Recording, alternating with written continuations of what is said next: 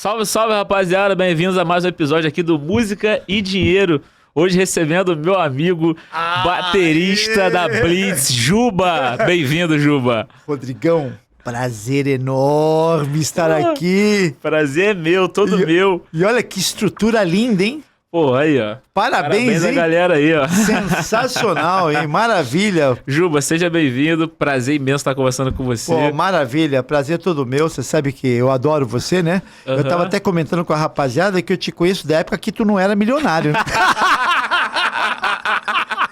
Ainda não sou!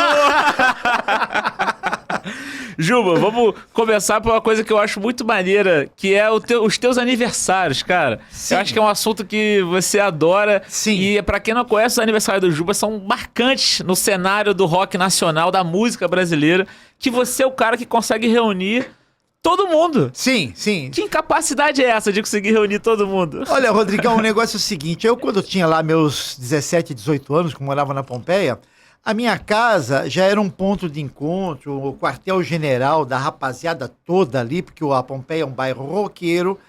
E eu adorava isso, porque a gente fez, a minha mãe fez, a dona Ercília fez a nossa primeira sala de ensaio, e aquilo aglutinou todo mundo que um dia queria levar a vida como músico, queria tocar com as pessoas, né? E eu adorava isso. Logo de manhã já vinha aquela galera enorme na minha casa. A minha mãe fazia aquele café com todo mundo na mesa, ela era mãe de todos. E aí a gente ensaiava com os artistas na época, né? Na minha sala de ensaio, ensaiou de Fábio Júnior, a Rita Lee, a Guilherme Arantes, todo mundo lá. Que isso? E eu adorava esse clima, né? No final da tarde, tinha uma loja chamada Museu do Disco, que a gente se cotizava e comprava os vinis que chegavam recém dos Estados Unidos, e a gente ficava à noitezinha já fazendo detalhamento musical, ouvindo Yes, ouvindo Grand Funk, ouvindo Beatles, o álbum novo dos Stones. Então o meu dia era uma rotina maravilhosa. E à medida que eu fui me profissionalizando na música, eu vi que as pessoas começaram a se dispersar mais, né? Encontrava menos, cada um tá viajando para um lado. Cada um numa gig. Tá viajando para o outro. E o meu querido amigo, saudoso amigo Vander Tafo, que depois fundou o Rádio Táxi, um dia chegou para mim e falou: Juba, você já reparou que a gente não se encontra mais, né? Os amigos, né? Cada um com o seu trabalho, cada um cuidando com a sua vida. Você é o cara certo para fazer uma festa anual no seu aniversário e trazer todo mundo pra gente se ver, poder conversar, se abraçar. Confraternizar. Eu falei, Vander, boa ideia, vou começar a fazer isso. E começou. E foi uma das melhores coisas que aconteceu na minha vida, porque eu vejo a alegria dos amigos se encontrando lá em casa, sempre na minha festa, aquilo não tem preço, né, Rodrigão? Não tem. Não é. A vez que eu fui, Juba, fui 2 vezes, e foi pra mim uma experiência maravilhosa, que eu entrei, primeiro que a sua casa já é um museu, né? Assim, a céu aberto, um monte de disco, um monte de bateria. A toca do rock. Cara, coisa mais linda, assim. Olhei, daqui a pouco eu tô andando, eu olho pro lado, tá o Hit. Sim. Falei, cara, Menina Veneno, ele tá aqui, eu olhei pro outro, tá o Frejá. Sim. Falei, cara, que é isso? Assim, é maravilhoso. É maravilhoso, cara. Levando todo mundo. E a gente começa, meu aniversário sempre começa cedo, né? Eu mando, em média, entre 25 e 30 pontes aéreas para os amigos de São Paulo que não tem grana para vir, mas eu faço questão da presença. E fica assim o encontro da antiga geração com a nova geração dos músicos que estão tocando no showbiz, que tocam com o Frejá, com o Paulo Ricardo, com o Nando Reis, todo mundo. Eu vou te dizer que é uma alegria, sabe? Sempre receber as pessoas em casa, sem dúvida nenhuma. E isso vem da tua história, né, cara? Você tem tanta... São tantos anos de show business, né? Muito. Você vai colhendo e recolecionando amizades, pessoas. Sim. E esse momento você poder reunir todo mundo, sensacional. Eu vi a Rolling Stones fez uma matéria comigo, né? Quando eu fiz 70 anos. Eu adorei, eu adorei o título, né? O lendário batera da Blitz. Juba! Que gosta de reunir as pessoas. Eu carrego esse título com muito orgulho. Verdade. Porque eu realmente sou essa pessoa, né? Eu não sou um personagem, um cara que faz... Não, eu sou essa pessoa, eu sou muito feliz de poder viver daquilo que eu gosto. Isso é muito importante, né, Rodrigão? Isso é legal. Eu converso aqui com muita gente e eu falo, ó, o nome do podcast é Música e Dinheiro, justamente por isso, que é fazer o que você ama, que é música, Sim, e conseguir ganhar dinheiro. sim, sem dúvida nenhuma. Não é? Porque assim, tem muita gente que romantiza a música e Sim. esquece que tem que monetizar, né? Além de romantizar, tem que monetizar. Não tenha dúvida. Quando foi que você começou a monetizar de fato teu Olha, talento, Juba? na verdade foi assim, né?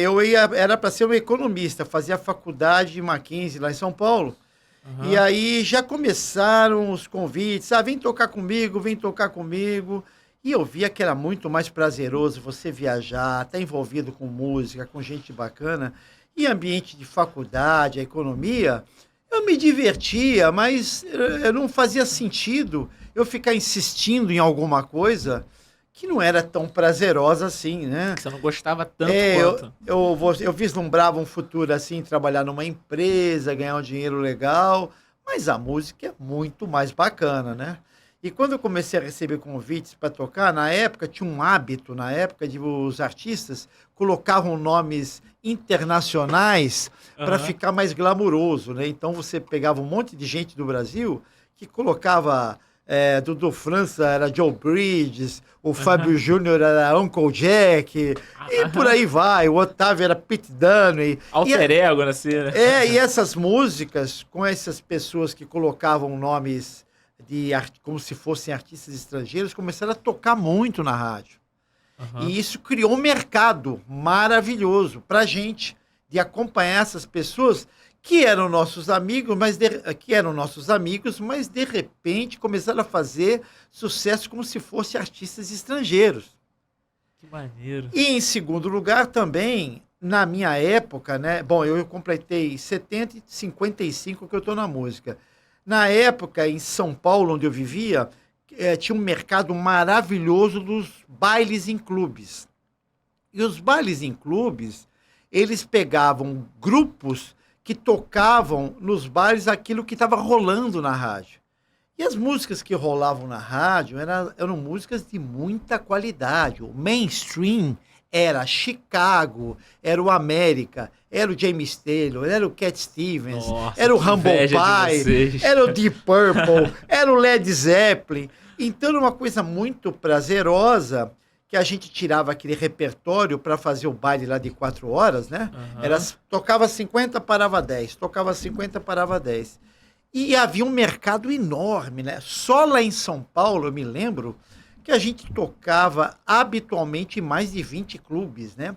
Era Círculo Militar, era Paulistânia, era Espéria, era Tietê, era Clube Atlético Ipiranga, São Caetano do Sul, Aramaçã, Clube Atlético Juventus, Palmeiras, Corinthians, São Paulo. Todos os clubes faziam domingueiras ou sábados com bandas de baile.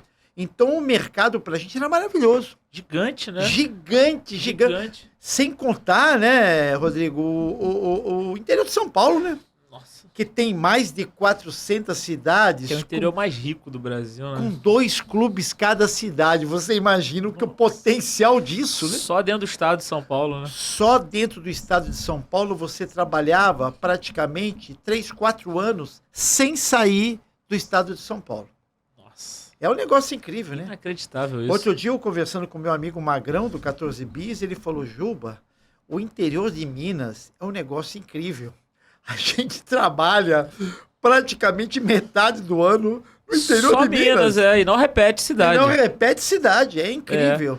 É engraçado, né, Ju? Porque analisando assim, comparando com hoje, eu fico pensando que ao invés da gente evoluir, parece que a gente retrocedeu.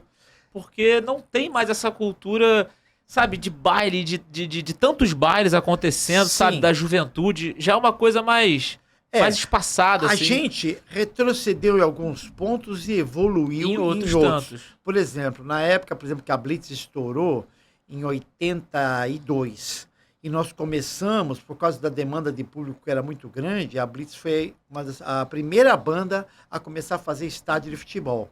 Eu me lembro... Isso é um marco, né? Isso um é um marco histórico no show business. Que não havia estrutura nos estádios para você levar um PA, um equipamento de som.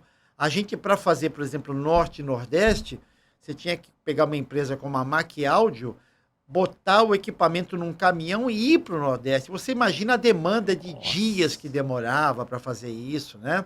A Meu logística era uma loucura.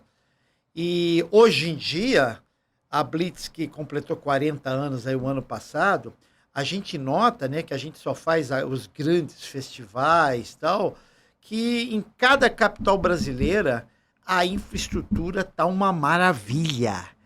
De camarim, de Isso é. palco, de som, de luz. Tudo, né? É uma infraestrutura que dá orgulho. Pô, você parece que você está na América, né? De tão Aham. bem organizado e juntando a isso, para premiar isso tudo, o prestígio do público, né?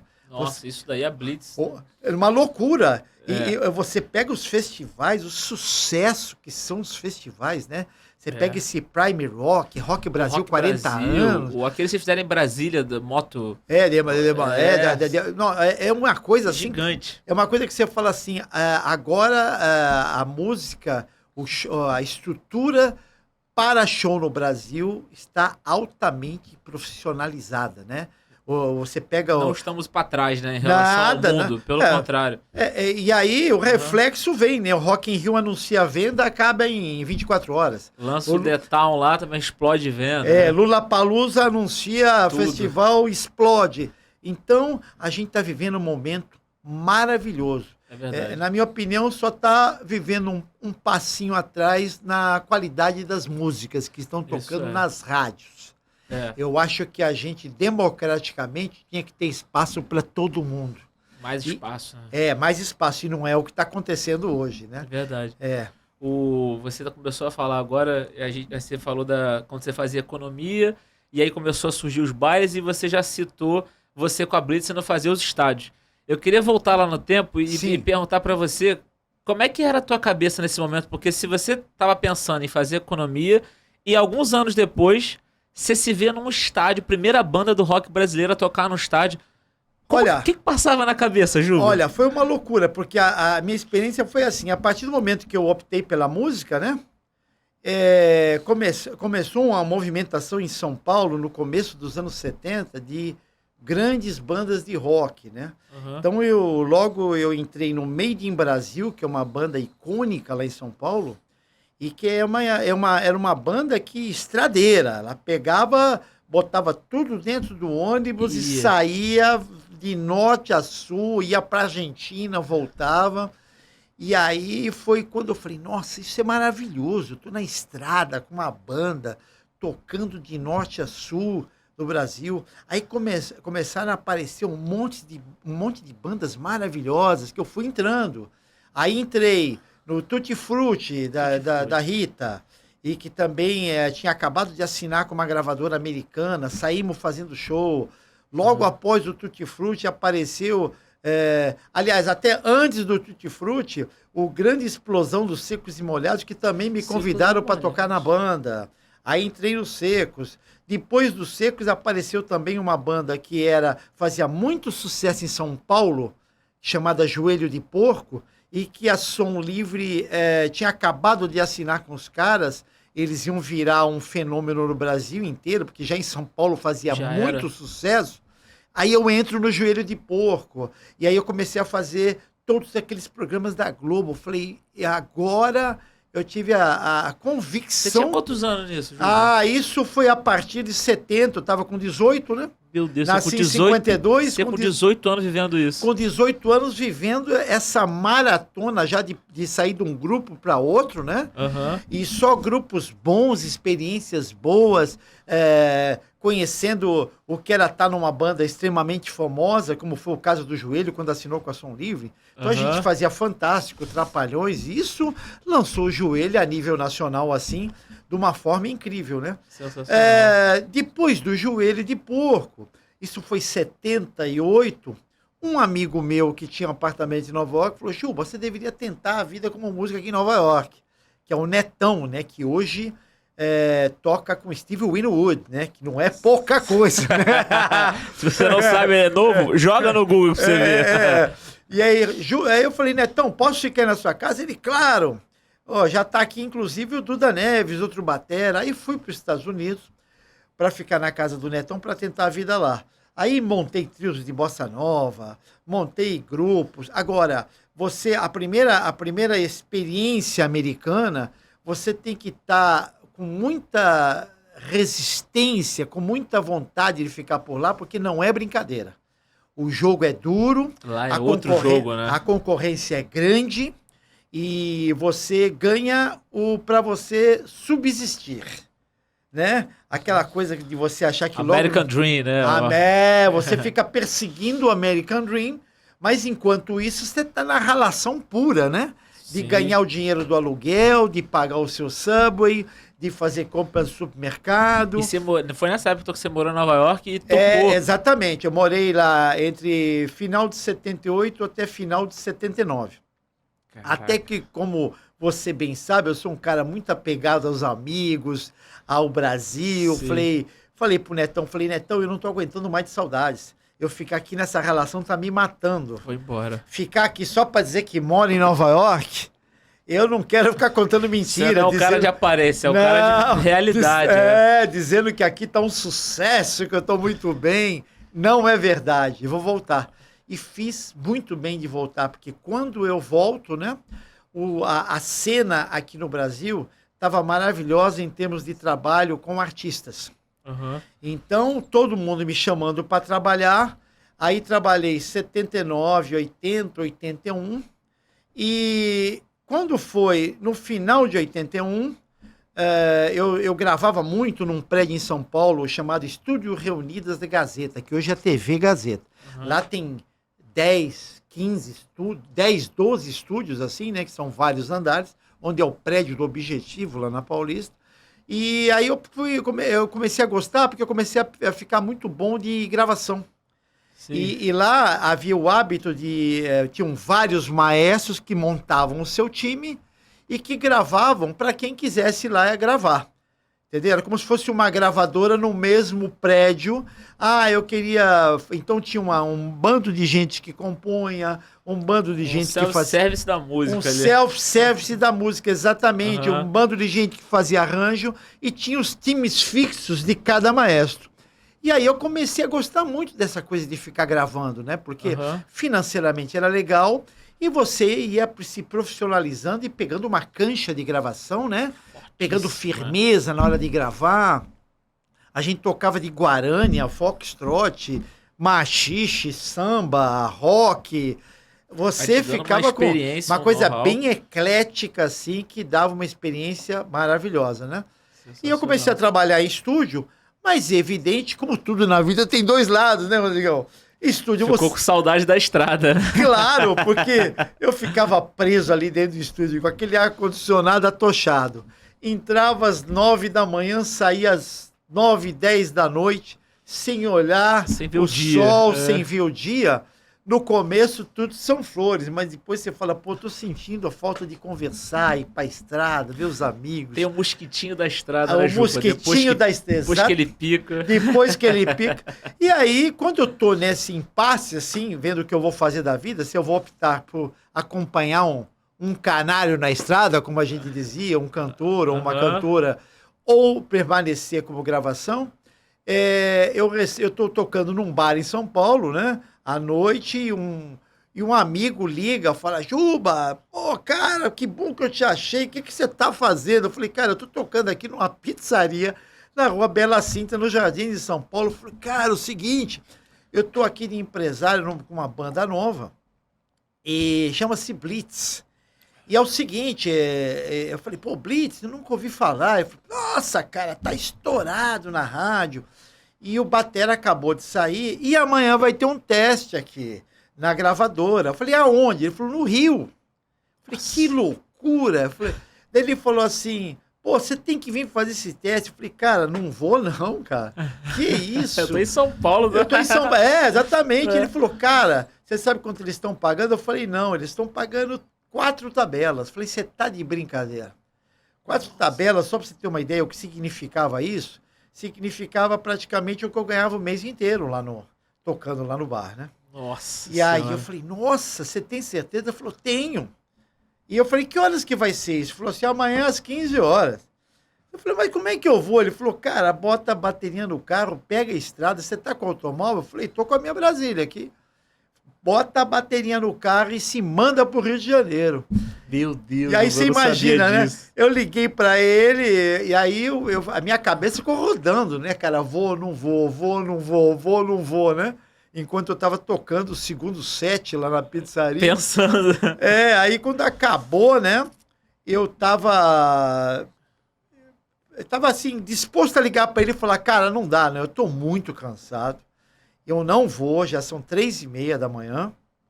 Aí um cara da banda falou, ô Juba, 4 tabelas, eu iria, viu? Sinceramente, aí esse cara falou isso pra mim, foi determinante, assim. Eu falei, não, cara, então me ajuda a desmontar aqui pra botar a bateria dentro do Pô, carro, que eu vou. legal, né? Um cara, Foi. uma palavra de um cara. E o cantor da banda me desmotivando.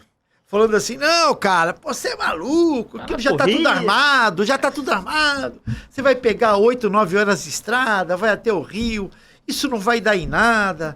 Nós vamos, naquela época ainda, os restaurantes ficavam abertos até 3, 4 horas da manhã.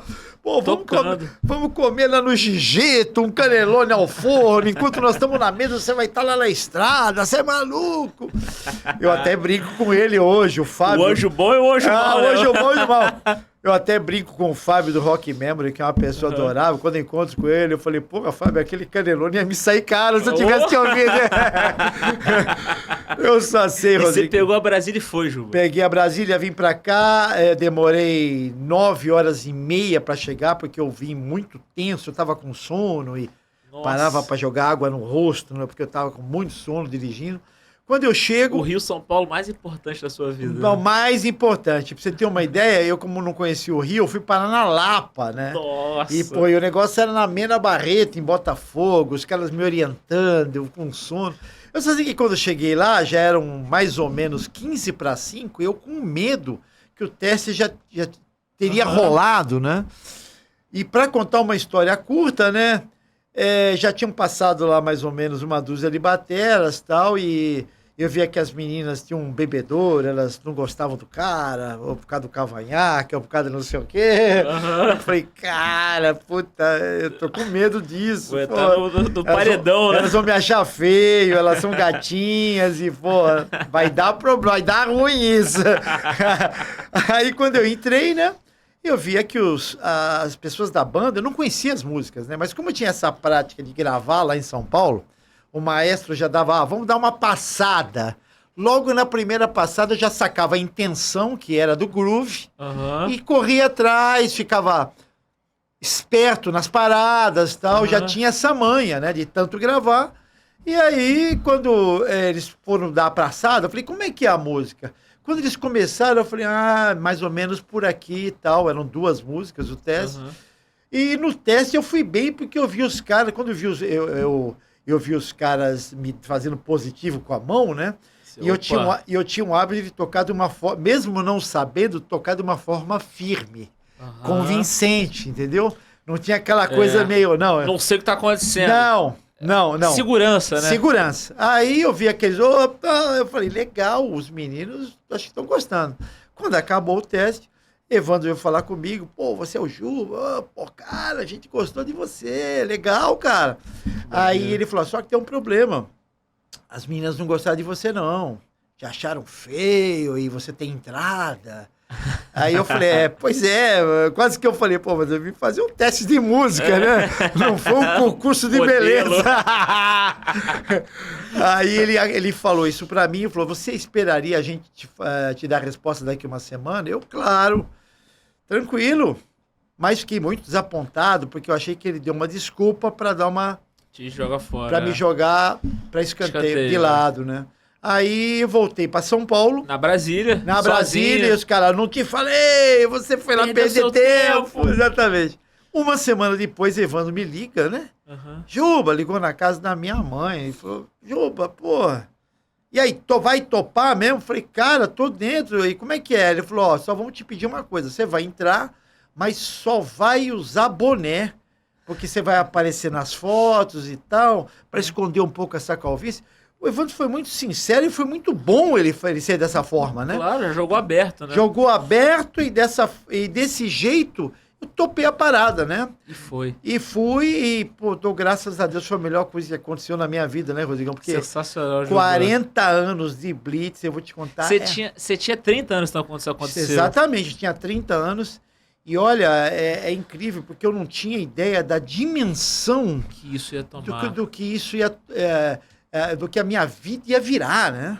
Porque não é só a parte musical, é a parte da brodagem, você viajar com as pessoas. Sua experiência de vida, experiência de vida, viagens internacionais, a grana... O carinho das pessoas. A grana melhorou absurdamente. E com a Blitz aconteceu uma coisa que jamais eu vi acontecer no showbiz.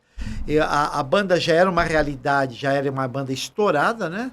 E depois de um ano, quando eles foram renovar contrato, ao invés de eu continuar sendo aquele cara que era contratado e ganhava bem, eles resolveram me colocar dentro da banda como membro, ganhando igual como todo mundo. Eu ia te perguntar isso, em que momento você deixou de ser um músico para já virar um dos donos da Blitz? Na renovação de contrato. Caraca. Quando eles me falaram isso, eu fiquei completamente assim...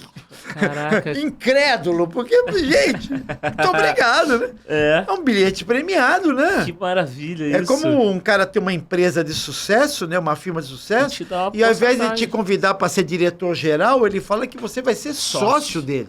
Pô, você só pode abraçar e agradecer, né, Rodrigo? Nossa, ainda mais que assim, você me contando agora, eu tento me colocar no seu lugar, de tantas gigs que você já tinha feito, né, aqui ou nos Estados Unidos, tanto. Sim. E aí você entrar numa gig que já pagava bem, estourando, em algum momento você vai virar sócio dessa banda? Foi um presente, cara, foi um negócio inacreditável. E aí, na medida que eu via que a banda, né, cada vez tinha mais sucesso, né?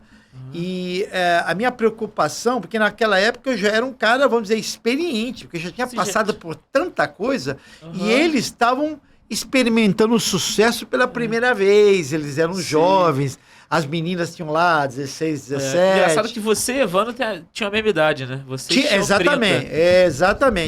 O resto da galera tudo jovem, primeira experiência. Exatamente. Agora, eu já tinha, né? Rodagem, por ser um garoto pobre da Pompeia, lá em São Paulo, eu já tinha passado por muita coisa, né? Então, o meu medo era aquilo acabar. E como eu via que tem duas coisas que acabam com uma banda, né? Muito sucesso ou muito fracasso. Quando tem muito fracasso, a banda se auto-dissolve. E quando é muito sucesso, começam as brigas, os desentendimentos, os problemas, porque é muito tempo junto, né? Sim. É muito tempo você tá um na companhia do outro. E eu notei que cada vez que o sucesso da Blitz cada vez crescia mais, as pessoas começaram a se desentender ali. Sim. E eu tinha o maior medo disso, né? Eu imagino, só para as pessoas tomarem uma dimensão desse sucesso que tá falando da Blitz, porque às vezes eu falo pra galera 18, 19, 20 anos, eu falo, cara, vocês não, assim, a Blitz até hoje é um sucesso, mas esse momento que é o momento de ser alavancado, assim, eu tenho o filme da Blitz, pra quem não viu, assista, né? Participou do Festival do Rio, virou filme, virou livro, enfim. E era um negócio... bitomania, né? Avassalador. Bitomania. É que na época, a Blitz, o que ela fez, ela deu o pontapé inicial, porque as gravadoras até então não acreditavam em bandas. Elas acreditavam em cantores, a Rita já era um maior sucesso, mas não acreditavam em bandas. Quando você chegava lá com uma fitinha, olha, isso aqui é o som da minha banda, eles engavetavam aquilo e aquilo ficava perdido. Quando a Blitz arrombou a porta com Você Não Soube Me Amar, todas as gravadoras começaram a se coçar, começaram a ver as fitas que tinham dentro das gavetas, né? Para dizer, olha, vamos testar aqui, ó, essa banda chama Barão Vermelho, essa banda chama Legião Urbana, essa banda aqui chama-se Capital Inicial, essa banda aqui é o Titãs. Todas as gravadoras começaram a se coçar e produzir, fazer bandas. O que chamavam-se a fita demo, né? Convoca a rapaziada pra gente fazer uma fita teste, uma fita demo. Ou seja, aí que foi o início da explosão do rock dos anos 80, né? Foi exatamente aí, né? E assim, a Blitz ganhou um patamar de ter quadrinho de gibi, de estar nos todos os programas de televisão. Porque ela foi precursora de várias coisas, não só nesse boom do rock nacional, que como as pessoas dentro da banda tinham uma cabeça muito legal, a Fernanda, Evandro, Patrícia Travassos, o importante não era a grana, era você fazer um trabalho profissional de qualidade, pagar bem as pessoas. Então a Blitz começou a investir muito em cenário, na parte de visual, na parte das capas com o Gringo Cardia, com o Luiz Stein. Você fazer um espetáculo como se fosse uma espécie de Cirque du Soleil. Cada música acontecia alguma coisa no palco, era cortina, era o carro que entrava, era a gente fazendo malabarismo. A gente contava uma história em quadrinhos ao vivo. E isso chamou a atenção não só dos adultos como das crianças também, né? Sim. A Blitz foi precursora nas matinês, uma coisa incrível. Caraca. Porque nas matinês, quando a gente deu a ideia, quando veio essa ideia da Blitz fazer a matinê, olha, a minha filha quer ir, vê se vocês fazem matinê. A primeira vez que o Zé Caprioli, que é o dono do Canecão, falou, vamos testar, vamos fazer uma primeira matinê para ver o que vai acontecer. Meu Deus do céu, praticamente, como a gente fazia de quinta a domingo também tinha matinê, porque explodiu. Explodiu. Meu Deus. Tanto é que o nosso querido Zé Caprioli, ele disse que o recorde público do Canecão é da Blitz, justamente porque a gente começou com essa coisa da matinê, então tinha o público da matinê, mas o público da noite. Os dois shows sold out, e nisso a gente ficou com um recorde do Canecão, né? Que loucura E a partir desse momento, né, quando as crianças abraçaram esse lance da matinê, uma coisa que aí acabou de explodir foi quando a Globo convidou a gente para fazer a chegada do Papai Noel no Maracanã. A chegada do Papai Noel no Maracanã era um evento que os pais levavam os filhos, né, e colocavam lá 100 mil crianças. Então você pode imaginar a Blitz no auge do sucesso, chegando de helicóptero, Maracanã lotado, a gritaria das crianças com a Blitz chegando. Que coisa maravilhosa que era, né? Meu Deus. Então a Blitz se tornou também a banda da criançada, né, cara? E aí você já... Nossa, pegou duas gerações, né? Os pais todos já amavam. Sim. E as crianças passaram... A identificação que era grande explodiu. Tanto que no mesmo período, quando a Globo resolveu fazer também pela primeira vez uma banda, um especial... no horário nobre da Globo, um especial da Blitz, né? Porque até então ninguém tinha feito isso.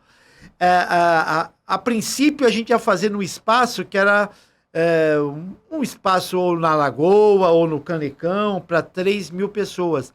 Aí os diretores da Globo, na época, o Aloysio Leger e o Walter Lacerda, falaram, não, cara, vamos fazer a Praça da Apoteose, para 45 mil.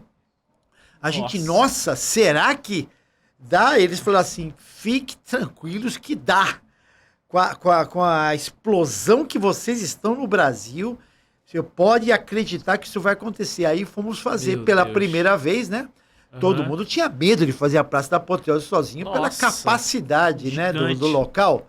E a Blitz fez e colocou lá 45 mil pagantes. Com chuva! Com chuva! Meu Deus! E isso apareceu no especial da Globo, né? Meu Deus, Ju. Então, cara, foi um negócio, era um negócio tão maravilhoso, porque quando se achava que não dava, que a Blitz não dava mais para crescer mais, fazer mais sucesso, acontecia. Aí acontecia aqueles convites, né? O Roberto Carlos convidou a gente para fazer 2 dias no Maracanãzinho, que era um prestígio enorme fazer isso, né? E eu acho que hoje, agora você me falando isso, você consegue compreender por que até hoje tem tanta gente jovem que gosta da Blitz, porque... De geração em geração, não era a geração de 80 que tá ouvindo vocês. Não. Tinha a geração de 80, aí as crianças daquela geração. Sim. E vai passando, os filhos, os netos. A gente vai hoje no show, tem criança cantando biquíni de bolinha amarelinha. Com certeza. Impressionante. A Blitz foi a banda clássica que passou de geração em geração até hoje. E ficou no inconsciente coletivo das pessoas, né? Impressionante. Quando você tava lá em Nova York, Jubô, quando você voltou no estúdio, em algum momento na vida você pensava que esse poderia ser o caminho da tua vida, de você estar numa banda, de entrar pra assim, a história da música? Não, olha, isso era apenas um sonho de eu ter uma banda que estourasse uma música autoral na rádio Aham. e que a gente começasse a fazer shows em casas legais, em grandes locais. Mas isso era apenas um sonho, porque a gente, na época, a gente já sabia a dificuldade de se estourar uma música. Nossa. Não era brincadeira você estourar uma música. Não é. Então eu sempre tive esse sonho, né? Falei, pô, minha banda estourar, eu poder viajar pro exterior com a minha banda, a gente encher estádio de futebol, a gente ter milhões de discos vendidos. Se estourar uma música, um disco, né? Isso era apenas um sonho. E a Blitz, ela simplesmente fez isso tudo tornar realidade pela grandeza, né? Que ela tomou. Pelo que ela conquistou, né? Mas Sim. foi uma coisa avassaladora, né? Você entrava num camarim nosso do Canecão, por exemplo, eu nunca tinha ouvido falar que o Roberto Carlos tinha ido num show de alguém. E o Roberto, uma vez, pegou uma mesa com a Miriam Rios na frente do palco e foi assistir o show da gente. Meu Deus do Camarim céu. da Blitz era um mix de artistas praticamente impensável na época, né? Você tinha lá Braguinha, Dorival Caymmi, Elba Ramalho, Roberto Carlos, todo mundo ali tirando foto no camarim da Blitz, né? Meu Deus. Eram coisas impensáveis, né, na época, né? Inacreditável. Você, por exemplo, ter uma coisa que me deixou muito orgulhoso, eu estava assistindo o Jornal Nacional, e aí o Cid Moreira apareceu, próximo bloco, show da Blitz no Canecão para crianças. Anunciou no próximo bloco, olha que maravilha, né? Caraca. E para você ver a importância que tava, né? Um negócio incrível, né? Incrível. Mas é aquela velha história, né? A banda tem uma hora que é uma sabedoria chegar a todo mundo, se conscientizar quando está tendo atritos, quando está tendo problemas. Pessoal, vamos dar um tempo. Vamos tirar um ano sabático, depois a gente volta reenergizado, para a gente ter uma sobrevida. Mas na época ninguém teve essa consciência, né? De falar, vamos dar um tempo. E foi quando aconteceu a Blitz acabar em 86, né? Depois de todas essas conquistas, né? E aí eu fiquei completamente perdido, né? Porque eu era um batera que não tinha um trabalho autoral, eu ganhava muito bem, de repente a fonte secou completamente. E eu, por ser um garoto que estava ali saboreando aquele sucesso, comprando carro importado o tempo todo, indo para Europa o tempo todo. Comprou muito carro importado, Ju? Nossa, meu Deus do céu, em 4 anos deve ter sido uns 7 ou 8, né? Que isso? Moto, falar, eu quero. E carro, você sabe, né, Rodrigo? Você não pode dar uma volta, né? Não. Se você deu uma volta no carro importado, já era, né? Tchau. Você já chega pro vendedor, é meu. Quero.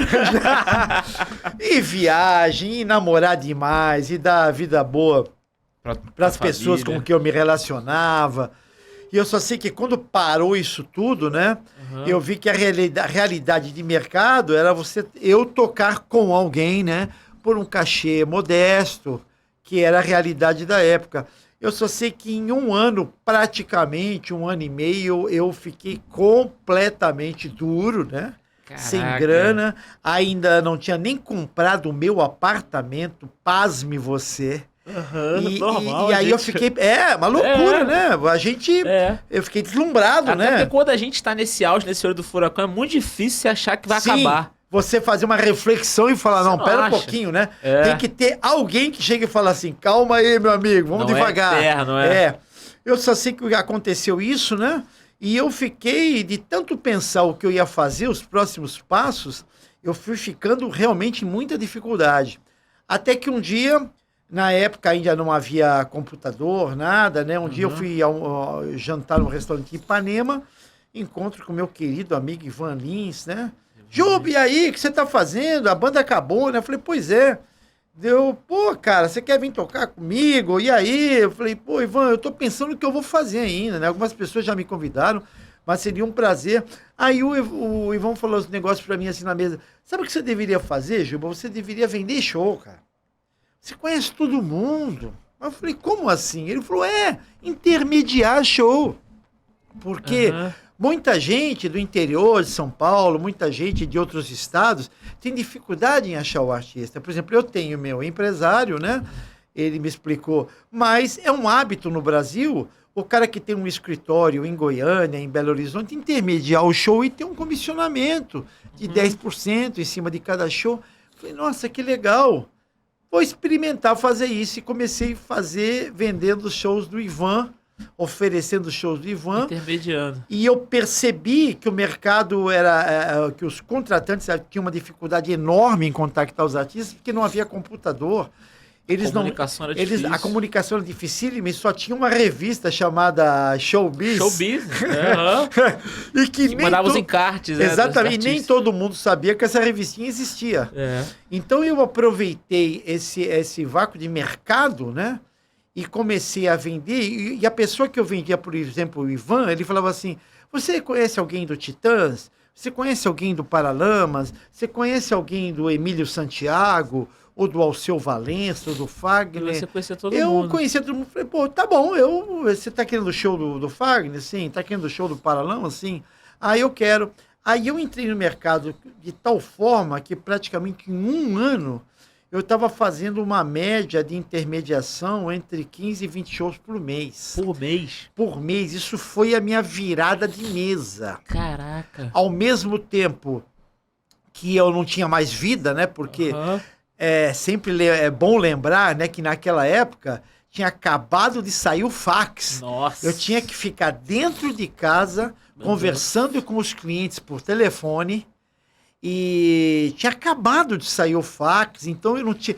Não tinha vida, né? Cada show que eu vendia, para você ter uma ideia, eu tinha que ir no escritório do artista para agilizar o processo, ao invés de receber as coisas pelo correio e reenviar para o cliente. Já ia lá, já assinava. Eu já ia no escritório do artista, pegava, mandava para o correio, esperava voltar do correio o contrato assinado, mandava release, mandava tudo de som e luz que precisava. Então, num processo, cada show era demorado, longo. Uma comissão suada, né? Comissão suada, você tinha que trabalhar realmente 20 horas por dia, realmente, para aquele show acontecer. Caraca. Então, eu fiquei agarrado com isso, e claro, né, com os resultados que vinham, né, financeiro, eu fiquei agarrado com isso, que eu trabalhava o dia inteiro, eu abandonei a música nesse período totalmente. Botou o terno e gravata.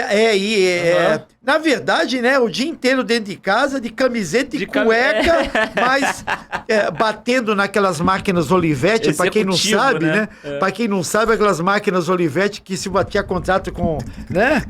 Tinha datilografia, né? Eu batia contrato, mandava pro fax, o cliente assinava o de acordo, depois eu mandava pelo correio release, foto preto e branco, tudo. Ou seja, era uma relação. E Rodrigo, você sabe melhor que ninguém que você virou um grande empresário, né? Para quem não sabe, a gente tem a honra de ter o pai do Rodrigo, meu querido amigo Eliezer Lemos, como empresário da Blitz há mais de 13 anos lá com a gente. Sim. É uma felicidade.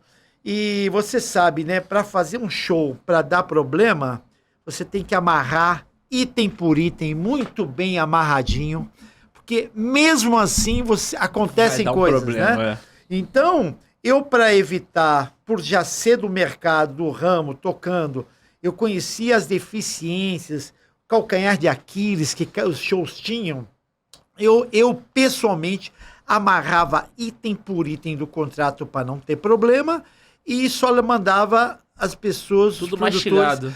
Tudo mastigado.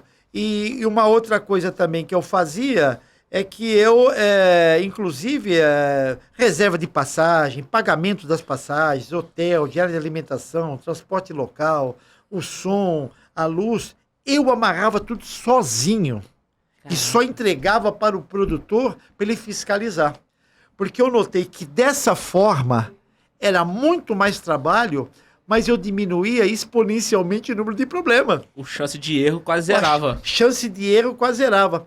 E também eu descobri um segmento ali no mercado que eu via que os contratantes, quando você oferecia para o contratante, ao invés de você só ganhar um comissionamento de 10%, você oferecia o show colocado e depois diluía os custos nas cidades em torno onde você tinha vendido aquele show.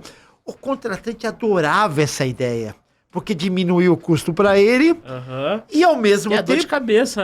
Dor de cabeça e você ganhava mais. Porque você acabava ganhando mais porque você vendia para os contratantes. Se você fazia Florianópolis, você vendia Tubarão, Criciúma, Laguna.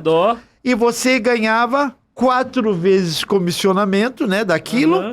E proporcionava para o cliente, que era o cara que comprava, uma facilidade enorme. Ele não tinha que se preocupar com o som, com a luz, com o hotel, com a de alimentação, porque você entregava pronto. Tudo amarrado. Esse aspecto colocado começou então a ser praticado nessa época? Esse aspecto colocado, eu creio, né? Não estou querendo dizer que eu fui o pai da ideia, mas eu nunca tinha ouvido alguém fazer isso. Caraca, aí tá aí, ó. Mas eu acho que eu fui, se eu não fui o primeiro, fui um dos primeiros ali. Um dos pais fundadores dessa modalidade de negócio no Brasil. Dessa modalidade, com certeza, porque eu vi a quantidade de pessoas que me procuravam para falar assim, o Gurgel, que é meu sobrenome, Gurgel, eu quero daquele jeito ali colocado, tá? Eu quero sem ter problemas. Porque pagar o valor e... já fiz aquela vez lá com outras pessoas, não deu certo, eu quero colocado. Então essa palavra colocado, eu tinha que explicitamente colocar no contrato para deixar bem claro que o contratante não ia mexer uma palha. Com som, com luz, com diária, com nada. Eu era responsável por tudo. Legal. E ao mesmo tempo, do meu lado, para eu não ter problemas, eu fazia um contrato, além do meu contrato formal com o artista, eu fazia um contrato meu com o produtor do artista, para ele dar um de acordo no som, na luz, no hotel, transporte local, para eu não ter aquele problema assim, olha, Juba, o artista tropeçou no tapete do Hotel 5 Estrelas, vão ter que mudar todo mundo para outro hotel. Olha, Juba, o Bethânia foi cantar, ela tomou um choque no microfone. Queremos outra empresa de som, tá bom? Providencie isso em 24 horas. Isso deve ter acontecido, né? Que você tá falando, várias vezes. Várias vezes. É por isso que eu comecei a fazer o meu contrato paralelo com o produtor dos artistas. Me dá o ok. Me dá o de acordo aqui. Tá certo? Tá. Porque quando ele me ligava falando assim, vamos ter que mudar o hotel, eu falei, não, pera um pouquinho. Tá aqui.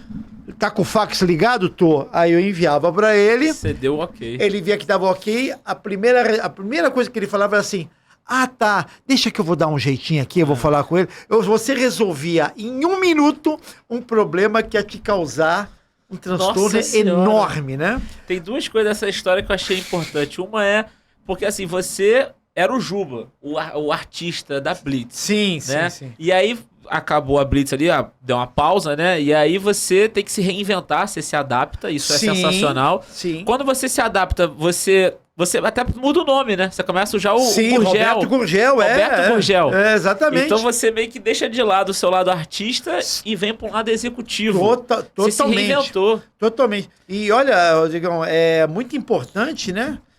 Depois eu percebi isso, é muito importante você eliminar, passar o problema para outras pessoas. Quando eu vi que os contratantes tinham dificuldade em ler aquele contrato enorme, negociar com o som, negociar com a luz, negociar com o hotel, o transporte local, eu falei assim, não, cara, deixa eu resolver e já passo tudo colocado para o cliente. Sim. Porque ao mesmo tempo que eu vou ganhando minhas comissões menores com o som, com a luz, com o hotel, eu tiro tiro os problemas das costas do contratante, né? Verdade. E foi exatamente, eu acredito a isso, o fato da minha empresa ter feito muito sucesso, a isso. Agora, é claro, né, que depois de fazendo isso durante 9 anos... Caraca, muito tempo. Muito tempo. Foi quando eu recebi a ligação do Evandro para voltar com a Blitz, né? E eu já estava capitalizado. E claro que eu tinha, de um lado, me capitalizado, tinha essa felicidade de eu ter dado a volta por cima. Fazia muita falta eu estar na estrada, tocar. Lado artístico. Lado artístico, eu gosto mesmo é de tocar, cantar, estar na estrada, ver os amigos. Quando o Evandro me ligou para voltar com a Blitz em 94, eu falei, nossa, excelente ideia, vamos lá. Ver se der certo, vamos voltar com tudo. E que foi o que aconteceu, né? E voltou. Então eu troquei aquela minha vida de empresário artístico, de ficar o dia inteiro trabalhando em função disso, para voltar com a Blitz, para a estrada, para os amigos. O que você ama de verdade. O que eu amo de verdade, exatamente. Foi uma coisa maravilhosa que na minha vida foi acontecendo, né? E que eu fui abraçando, né? E que eu tomei... Na vida, né? Você tem que saber... É feito de escolhas, né? Então, o importante é você fazer escolhas certas. É isso aí. Uma coisa, um traço legal que você estava me falando, e eu tô aqui matutando, depois eu até anoto, que é a adaptação, né? Sim. Você se adaptou. Se adaptar. Deu um problema, porque eu imagino que você deve ter conhecido um monte de gente das outras bandas que você participou, Sim. que não conseguiram se adaptar e pararam, e tiveram que mudar o ramo, tiveram que sair da profissão. E você se adaptou e conseguiu enxergar um nicho de mercado deficiente. Sim. Atacou, e por você já ter sido músico, já sabia os calcanhares, já sabia... Sim. Né? Você já tinha a visão comercial da economia. Já tinha um macete de várias coisas, de né? tudo, juntou e conseguiu fazer. E eu acho muito importante o seguinte, Rodrigão. Você quando toma um tombo, como eu tomei, né? Tocava numa banda de sucesso, ganhava muito bem. Gastei irresponsavelmente todo o dinheiro que eu ganhava. Ainda bem. Exatamente. Viveu, né, Ju? Você, ao invés de ficar se lamentando e ficar contando para os amigos que a sua vida já foi boa, que você já fez isso, que você já teve aquilo, é você tentar virar o jogo. Que foi o que eu fiz. Eu ficava pensando como é que eu vou virar o jogo. Quando eu tive esse start do toque do Ivan Lins, dizendo, pô, você é um cara que você tem um network bom, você conhece as pessoas, por que você não começa a vender show? A primeira reação impacta, tipo, pô, mas eu não quero fazer isso, isso é uma coisa chata. Eu sou artista. Eu sou artista, eu quero tocar. Mas depois você faz uma reflexão e fala, não, eu tô precisando fazer isso para virar o jogo aqui. Voltar porque a sua prosperidade. que a minha vida não tá legal, eu quero voltar a ser o que eu era, né? É muito importante. E no aspecto financeiro, você que teve nos dois mundos, quando você foi empresário, conseguiu até igualar ou até ganhar mais do que quando você ganhava como artista? Na verdade, né, o mundo empresarial é incomparável com o que você pode ganhar tocando. Você, empresarialmente, você começa... é simples. Se você for um cara que gosta de trabalhar e você tem um sócio bacana e você pega um artista que ele está estourado, você vai botar ele num ginásio, né? Que você sabe que os ingressos vão estar sold out. Você arruma um patrocínio, ponto de venda, calcula 5 mil ingressos a determinada quantia. Você nota claramente que se aquele show for um sucesso, você vai botar um dinheiro muito bom no bolso. Assustador. E se você fizer isso, um hábito, né? Tiver 2 eventos por semana... Na música, no Brasil, você não consegue competir, mesmo tocando numa banda de sucesso, ganhar um volume de dinheiro de você como empresa, com empresariamento artístico. É gigantesco. É gigantesco. A sua margem é maravilhosa. Claro que existem os tombos, como em qualquer profissão.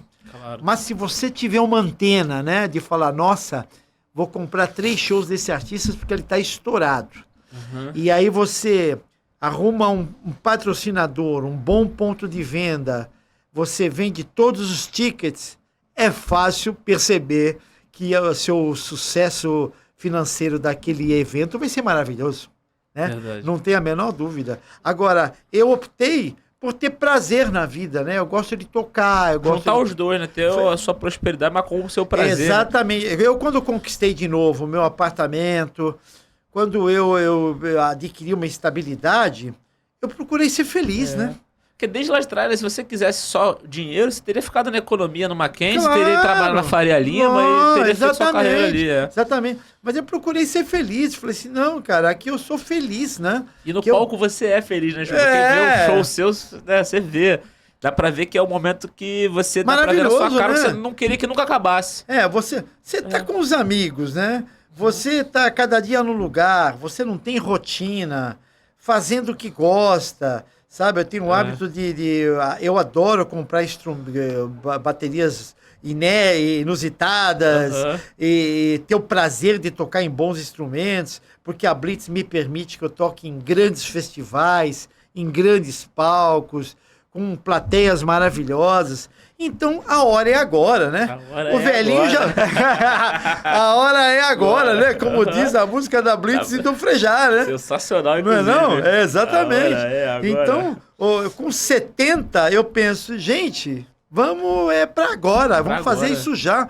Vamos botar o instrumento de qualidade, porque o público merece e eu também. Com tocar certeza. no instrumento bom, né? E graças a Deus, Rodrigão, a Blitz, ela tá tendo uma performance, principalmente, né? Assim, na gestão do seu pai, né, cara? Graças ao trabalho dele, incrível, né? De só colocar a gente em festivais maravilhosos, de só colocar coisas que agregam artisticamente a banda, sabe? A gente tá tendo um ano após o outro, um mais legal que o outro. E desde acho que vocês não estão juntos há tanto tempo na estrada, desde do começo, né? Sim. Já são 13, 15 anos parar, então... Exatamente. Muito legal isso, então, esse momento. Muito legal. A gente está tendo um momento maravilhoso. Nos 40 anos de Blitz agora, a gente teve uma coisa que nem em 83 tivemos. Nós tivemos um programa de 2 horas numa TV aberta, só com músicas da Blitz, que foi o caso do Faustão, né? 2 horas, né? Eu nunca nem ouvi falar que alguém fez um programa só de 2 horas. Voltaram no Fantástico. Domingo, Rock em Rio. Domingo Espetacular. Todos os grandes festivais. Os grandes festivais e o Rock in Rio pela 5ª vez. Pô, então, olha... Isso é sensacional. Só agradecer, meu amigo, com certeza, né? Uma pergunta que eu queria te fazer, Juba, porque você sabe que hoje em dia eu trabalho muito com rap, né? Que é uma nova galera que vem surgindo. Sim. E eu falo pra eles, você fala, cara, você conversando com os mais antigos, você vai ver que surgem um monte de artistas numa leva. Sim. E os que de fato permanecem ao longo do tempo são poucos. Então quando você começou a falar, você falou de várias bandas que talvez a minha geração já não teve conhecimento porque pararam, acabaram. Sim, sem dúvida. O que você acha que fez Blitz, Paralamas, Titãs serem essas bandas que continuaram no tempo e as outras todas que pararam lá? Olha, tem algum fator, eu acho que um fator principal, são vários, né? Mas um fator principal, você pega, por exemplo, um Paralamas, né? Eles têm um empresário maravilhoso, que cuida dos caras, pensa no bem da banda e pensa principalmente artisticamente na sobrevida da banda. Isso é muito legal. A segunda coisa que eu vejo é a qualidade musical da banda, né? Se o trabalho, o autoral é muito importante. É legal você ficar tocando as músicas dos outros, bacana, tal, mas o autoral, você fazer uma base do autoral consistente, você forma um público, você fideliza um público com você. E isso dá uma sobrevida para a banda incrível. Eterna, né? Eterna, como é o caso da Blitz, né? A Blitz tem muita música autoral maravilhosa, né? Todo mundo conhece, Evandro é um excelente compositor, faz letras incríveis, né? E isso você junta a qualidade de você sempre entregar um trabalho muito profissional, né? A Blitz nunca pensa, vamos gastar muito com isso. Ela pensa que se aquilo que ela está contratando vai entregar um trabalho que vai agregar, que vai somar artisticamente. É verdade. E isso é a garantia... É a filosofia da banda, né? É a filosofia da banda e isso dá uma sobrevida. Nós somos o exemplo, né? 40 anos aqui, né? Nossa! Chamados para fazer os maiores festivais do país, né? E isso nos dá muito orgulho, né? Nossa, estão todos os livros que se falar de história da música brasileira, sim, a Blitz em todos eternamente estará num capítulo gigante. Exatamente, você vê, né? É o Prime Rock, é o Rock Brasil 40 anos, é o Rock in Rio, todos os grandes festivais, chama a Blitz, chama a Blitz, chama a Blitz. E o mais incrível disso tudo é que hoje em dia a gente sabe que todo cara que organiza festival, ele faz uma pesquisa, né, dos artistas com o público consumidor, que é o que vai comprar ingresso, do que eles gostariam. Então eles pegam vários artistas de vários, um sertanejo, o funk, o rap, o rock de rock and roll, para saber qual seria a preferência para fazer um mix ideal, um line-up adequado para aquele festival do cara. E a Blitz sempre é citada, né? Tanto é que ela é sempre chamada, sempre, né? Sempre. É. Todos. Então isso é maravilhoso, né? Isso é uma lição para quem está começando, né? Com certeza. Investir no profissionalismo, no trabalho autoral, na qualidade do trabalho e não pensar no imediatismo da grana ali. Você sabe que assim, eu fui, né, sou filho do meu pai, então desde Sim. pequeno vi muita coisa, mas profissionalmente mesmo, minha primeira grande experiência foi sendo produtor da Blitz. Sim. E ali eu participei de toda a concepção, criação do Aventuras 2. Sim. E ali eu vi, eu falei, cara, esses caras são diferentes. Você vê assim, vamos fazer a capa com o gringo, vamos buscar o gringo, Não tenha importa dúvida. o valor, vamos fazer. Não- Vamos fazer a melhor gravação, repete, chama o Juba, chama o Rogério, chama não sei quem.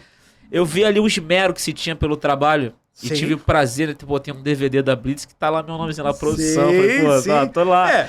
E ali eu vi, eu falei, cara, é isso que eu vou levar pra minha vida, sabe? Esse esmero, esse talento, esse amor pelo trabalho artístico, que é Sim. o que vai fazer com que tenha a sobrevida que você falou. Não tenho a menor dúvida. Eu fico, quando eu fico vendo assim as coisas da Blitz antiga, né? O álbum de figurinha, Aham. e aquela maquete que foi feita da capa do Blitz Nossa. 2, aquelas coisas que eles bolavam de cenário, né? Que na época a gente falava, puxa, mas isso está saindo caríssimo, né? Você levar, por exemplo, para a estrada 4 pessoas só para o cenário, né? A Blitz fazia isso. Exatamente, você vê décadas depois que valeu a pena, né? Você, quando a gente ia fazer, por exemplo, pela primeira vez o estádio Rei Pelé em Maceió, fazer Gigantinho e fazer o ginásio Médici lá em Brasília, a primeira coisa que vinha na cabeça, mas e o equipamento? Como é que nós vamos fazer? Não, a gente bota o equipamento da Marque Áudio do Rio e vamos para lá. E vai junto. Pô, e o custo? Não importa, vamos fazer. Quando fechava a conta, a gente via que em termos de produção, o cachê, por exemplo, era o cachê mais alto, mas a produção girava em torno entre 45% e 50% do cachê. Isso é inimaginável hoje em dia. Caraca. Hoje em dia, os artistas, pelo que eu observo, eles gastam 14, De 10 a 20 no de máximo. 10, no máximo, né? A produção. A Blitz chegava a gastar, às vezes, quase metade do cachê na produção. Levava 4 pessoas para montar cenário. A preocupação de você sempre foi entregar Artística. a experiência, né? Sempre. E, Profissionalismo. e é por isso que eu acho que marcou uma geração Marcou, inteira. Porque exatamente. quem foi no Rei Pelé naquele dia viu aquele show e nunca Sim, mais não esqueceu. não esquece jamais. Isso é uma realidade. E coisas que aconteceram também na Blitz, que hoje já não tem mais, infelizmente, né? Tinha aquelas coisas do circuito, um circuito que a Blitz fazia, dos playbacks, né? Aham. Aqui no Rio de Janeiro, principalmente, tinha esse circuito de você fazia 4, 5 na Tinha mesma baixada noite, muito, a né? baixada e Aham. tal. Eu acho que isso fez uma base de fãs da Blitz na Eternos. época que ficaram eternos, né? Me lembro até do episódio muito interessante que uma vez nós vamos fazer desses playbacks, que já estava tudo montado, né? Tudo ali montadinho.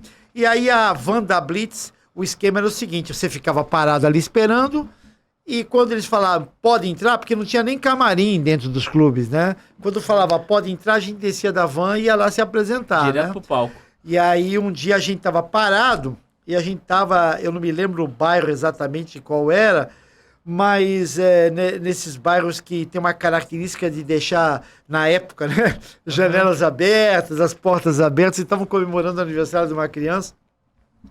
E a gente ouviu que estava tocando Geme-Geme no aniversário, as janelas abertas, assim, a Fernanda falou assim, cara, vamos descer fazer uma surpresa para essa criança. Meu Deus. E a gente tava bem na boca, assim, antes de entrar no ginásio, né? Aí vamos. Aí desce a Blitz inteira, cara. Quando chega lá, a gente entra, a porta já estava aberta. A cara da família, quando viu a Blitz inteira ali dentro da sala, a criança estava de pezinha na mesa, assim, para apagar a vela, né? A mãe da criança, abraçando, levando, falava, filha, é a Blitz tá aqui, filha. Eu fico imaginando a recordação dessa criança, né? Temos que achar essa criança. Temos que achar. Olha quem tá ali. Sensacional. Olha quem tá ali. Meu Deus do céu! Para tudo! Olha, para Aqui, tudo. Ó, Eliezer Lemos. Pode botar. Eliezer. Dar um abraço aqui. Eliezer. Olha, Eliezer Lemos. Meu pai, empresário da Blitz. Falando aqui com o seu filho, né? Que eu sou amigo dele desde a época que ele ainda não era milionário, né? Vamos botar o Ele microfone. já tinha humildade. Tem o assim, microfone? Agora até é difícil, Mudou né? tudo, mudou tudo. Como é que eu sou a bunda, né? Tem um microfone pra ele? Vou pegar. Eliezer Lemos. E aí, pô? Bem-vindo. Tá vendo? Aí, senta com a gente, Olha, participa com a gente. Eu queria registrar que eu só venho nesse Senta podcast quando o convidado é muito importante. Muito obrigado. Que é no teu caso. Olha, ele tá dizendo que só vem aqui quando o convidado Mas é isso muito aqui é uma importante. Olha, Puxa aí pra você poder Eu falar é com a que era meu galera. amigo, antes de eu ser empresário da Blitz, já era meu exatamente, amigo. com certeza. Usava até pseudônimo pra comprar show do Chitãozinho e Chororó, que eu Não, cuidava da carreira do Chitãozinho e Chororó. Senta aí, senta Tem aí, história senta pra aí. contar aqui. Muita história. Senta aqui, Eliezer. Senta aí, Cadê a pô. cadeira? Senta aí, Ah, senta tá aí, aqui. puxa Ah, aí, tá. ó. Valeu, Joga pô, pra aqui pra cá. É que Beleza. o que você tá falando, o pessoal não tá ouvindo, mas olha, esses aí são amigos de longuíssima data, né? Sim, com certeza. Ó, Porra, falar aqui, né? porra. Fala, Eliezer Lemos. Nome, amanhã é Malena. Tá legal o áudio aí? Vê o áudio aí, como é que tá. Pô, que prazer ter você aqui, cara. Pô, que Pô, a legal. gente tava falando, ó, já passamos sobre a trajetória do Juba, já o sucesso da Blitz, a pausa da Blitz, o período que o Juba vira o Roberto Gurgel, né, e Sim, assume sim. e monta a empresa de show. Foi aí que vocês se conheceram nessa Eu época? acho que, por sinal, eu arrisco a dizer que foi o período que ele mais ganhou dinheiro na vida. É verdade. Eu confessei isso ele a ele. falou isso agora, eu Foi perguntei. quando ele era empresário, Falei, você né? ganhava mais com músico ou empresário? Ele falou, Rodrigão, não Nossa tem nem Senhora. comparação. Eu confessei isso a ele, eu falei assim, eu falei, Rodrigão, você quando pega um artista estourado, tem a sorte de comprar alguns shows desse artista, você sabe que vai vender todos os tickets, arruma um bom patrocinador, um bom ponto de venda, é só correr pro abraço. É É, gol, só isso aí. é É gol gol de sem placa. goleiro. É gol sem goleiro, exatamente. Parece aquele gol que Evandro fez lá quando, na chegada do Papai Noel, que ele guardou a bola no meu bumbo e o sonho dele era fazer um gol no Maracanã. E fez. Aí ele foi lá, correu no campo lá, sem goleiro, foi de placa, né? Golaço. Olha, cara, a gente tá vivendo aqui um momento histórico. Temos 2 Blitz aqui. Sim. Porque hoje a Blitz são 4, né? Exatamente. Evandro, Billy, Juba E Eliezer Lemos, Isso aí. exatamente. Você Somos tinha que ter- sócios, Você tinha que ter pô. trago, É, você tinha que ter exatamente. trago o óculos escuro, pô. É. Pô, Vocês- Por É que verdade. a Blitz tem essa marca do óculos? você não tem um Juba? óculos escuro aí não pra me emprestar, Eu cara? acho que eu Pô. tenho. Olha, Vou arrumar pra você. Cê- Quer? Vou arrumar pra você. Você sabe que teve uma época que eu quase nem usava o óculos. Tinha uma mania, assim, de ir à praia diariamente, incrível. Mas não usava o óculos escuro, porque eu achava legal aparecer meio queimado. Era aquele paulistão, né? Aham. Branco, né? Tem até uma capa da revista Manchete que a Blitz fez, que o único queimado sou eu. Os cariocas estavam brancos. Carioca branco e o Paulistão E o paulistão queimado. queimado. Aí eu tinha um maior orgulho de chegar, né? Tava todo bronzeado, então não usava o óculos. E, ô, você tá bronzeado, né? Eu ia à praia diariamente. Mas isso ficou lá para 83, 84. Aí, antes de você chegar aqui, a gente tava falando do momento da Blitz hoje em dia, de fazendo só grandes coisas. E, pô, o Juba prestou uma homenagem aqui a você, falando do Merecida, do seu merecida, trabalho. é, Pô, é. muito legal você estar aqui, falando, É, pô, tá bom. Rock in Rio, grandes festivais. Brazilian Day, no Brazilian Japão. Day. 4 Pô, vocês torneios fizeram nos show no Estados Unidos. Japão, né, Juba? Fizemos. Brasília Day no fizemos- Japão. Fizemos Portugal, Japão, fizemos Moscou. Lisboa, cidade do Porto, 4 É, torneios nos Estados Unidos. exato. Isso tudo eu tô falando na minha gestão, né? É, exatamente. Meu Deus do 4 céu. Rock in Rios. E você sabe, né, Rodrigão, a gente.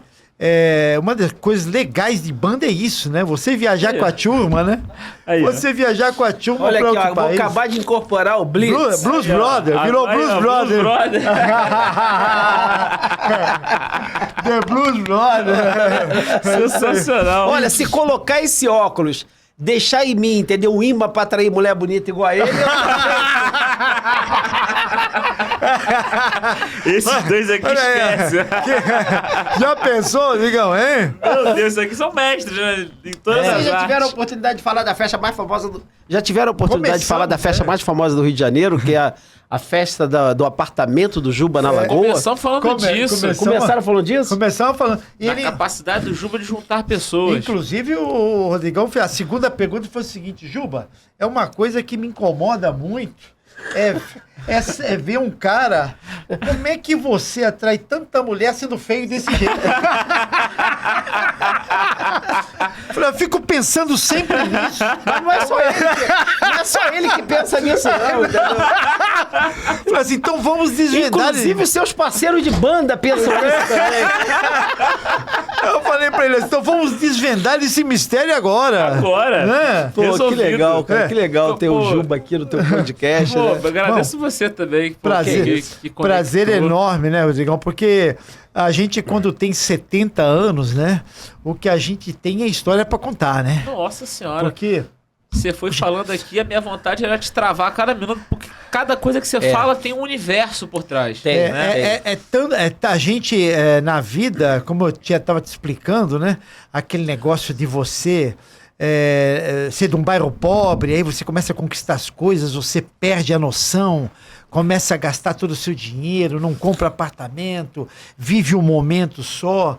Chega uma hora que você fala, nossa, eu errei, cara, eu pisei demais no acelerador, e agora? Mas aí é um momento que você tem que provar que você vai dar a volta por cima, resgatar a tua honra e não ficar só aquele cara que só fica contando o que já aconteceu de bom na tua vida. Preso no passado, né? O cara fica preso no passado. Você realmente, você dá a volta por cima, né? Que foi o que aconteceu, como eu relatei, aquele negócio Sim. do Ivan Lins, quando eu encontrei com ele, ele falou, pô, você podia intermediar show, né? Eu falei, pô, mas intermediar show? Pô, eu sou músico, pô.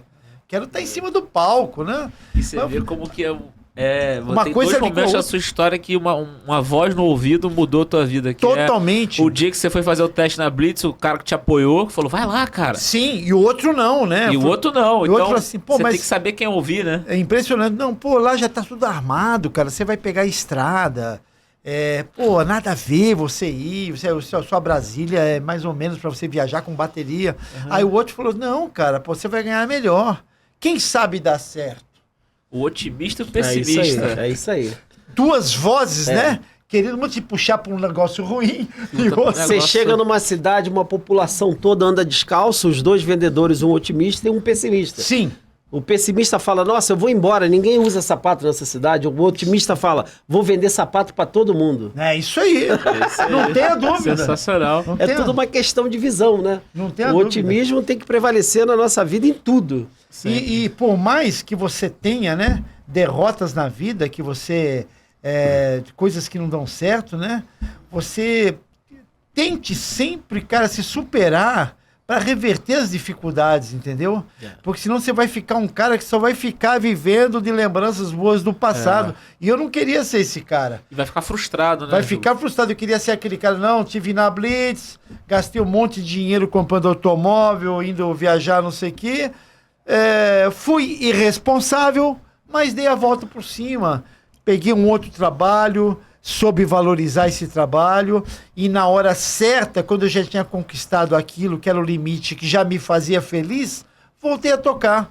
Pra encher teu coração como você ama. Porque a vida é feita de escolhas, né, Rodrigão? É isso aí. Se aquela é feita de escolhas, tente fazer as escolhas certas, né? Agora você imagina, Juba, Rock in Rio de 82, vocês tocando, né, Blitz, porra, estourado. 85. 85.